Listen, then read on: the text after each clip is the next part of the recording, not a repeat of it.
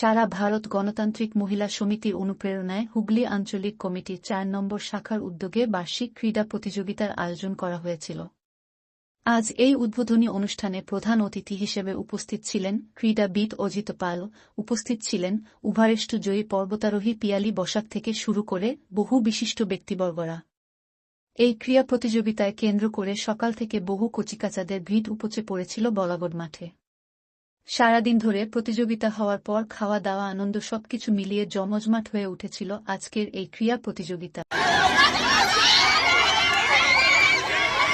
শুরু হয়ে গেছে আমাদের আজকে ক্রীড়া প্রতিযোগিতা দিয়ে ওদের উৎসাহিত করবে। একদম ছোট ছোট শিশুরা তারা শুরু করেছে। প্রত্যেক ইভেন্টের পরে আপনারা উৎসাহিত বোধ করে। আমরা সারা ভারত গণতান্ত্রিক মহিলা সমিতি আঞ্চলিক কমিটির ৪ নম্বর শাখার পক্ষ থেকে প্রতিবারই আমরা ক্রীড়া প্রতিযোগিতা করি। আজকে ২৩শে জানুয়ারি নেতাজি সুভাষচন্দ্র বোসের জন্মদিন। এই দিন আমরা এই দিনটাকে বেছে নিই আজকে এই প্রতিযোগিতা করার জন্য। আমরা মাঠ পুরো দেখতেই পাচ্ছেন ভরপুর। আমরা চাই যে সমস্ত বাচ্চা সুস্থ মনের সুস্থ স্বাস্থ্যের অধিকারী হোক। এখন হচ্ছে আমাদের সমাজ যে অবস্থা দাঁড়িয়েছে, বাচ্চারা যাতে সুস্থ মনের অধিকারী হয় তার জন্যই আমরা এই ক্রীড়া প্রতিযোগিতার আয়োজন করেছি। আমরা চাই যে একটা নির্দিষ্ট পরিমাণে একটা নির্দিষ্ট আইন, কেন্দ্রীয় আইন, যে আমাদের দেশের নির্দিষ্ট একটা ক্রীড়া আইন, এগুলো যেন সঠিকভাবে চালু হয়। কেননা কোনো ক্রীড়া আইন আমাদের নির্দিষ্ট নেই, নির্দিষ্ট দিশা নেই। ফলে এই বাচ্চাগুলো যারা হচ্ছে এই মঞ্চগুলো থেকে ছোট ছোট মঞ্চগুলো থেকে বড় বড় জায়গায় যেতে চাইছে, তাদের ক্ষেত্রে বিভিন্ন রকম সমস্যার মধ্যে তারা পড়ছে।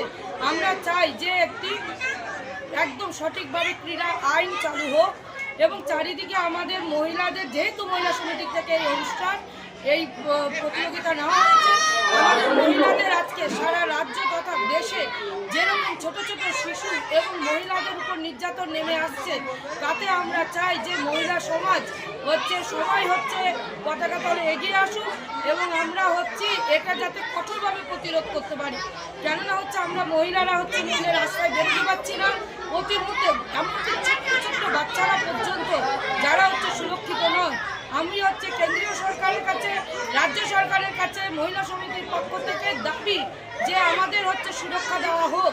না হলে হচ্ছে আমরা রাস্তায় বেরোতে পারছি না, মহিলারা কাজ করতে পারছে না, ছোট ছোট শিশুরা হচ্ছে তারা সুস্থ মনে বড় হতে পারছে না। এরকম একটা হচ্ছে আমরা দাবি সবাইকে হচ্ছে সবার কাছে আবেদন, কেন্দ্রীয় সরকার রাজ্য সরকারের কাছে দাবি আমাদের যে এটা করা হোক। সবাই সব জায়গায় সকলে যেন বিভিন্ন জায়গায় ক্রীড়া প্রতিযোগিতার আয়োজন করে। তার কারণ হচ্ছে ক্রীড়া প্রতিযোগিতার মধ্যে দিয়ে বাচ্চারা সুস্থভাবে বড় হয়ে উঠবে। এগুলো চারিদিকে বন্ধ হয়ে যাচ্ছে বলে এবং ফোনের মধ্যে সমস্ত বাচ্চারা আবদ্ধ হয়ে যাচ্ছে। তারা যা ফোনের মধ্যে দেখছে সেটাই হচ্ছে তারা প্রকাশ করছে। ফলে এই ফোনের থেকে আমাদের বাচ্চাদের বাইরে বার করতে হবে, তাদের ময়দানে নিয়ে আসতে হবে, মাঠে নিয়ে আসতে হবে, যাতে তারা সুস্থ মনের অধিকারী হোক।